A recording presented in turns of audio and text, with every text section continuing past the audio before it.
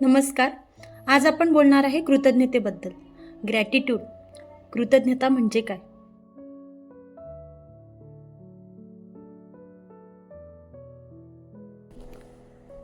आपल्या जीवनातील ज्या काही व्यक्ती आहेत, ज्या काही वस्तू आहे, जी काही परिस्थिती आहे, त्याबद्दल आभार व्यक्त करणे म्हणजे कृतज्ञता.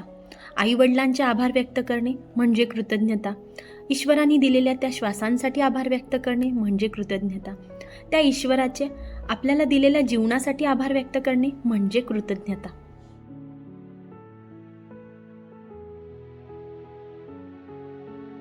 चला तर मग आपल्या दिवसाची सुरुवात कृतज्ञतेने करूया.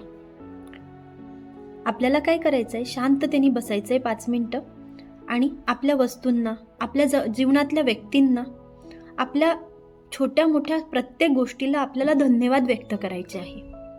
थँक्यू म्हणायचं आहे. एक छोटीशी सवय आपल्या जीवनात फार मोठा आमूलाग्र बदल घडवून आणू शकते. आपलं जीवन सकारात्मक करू शकते.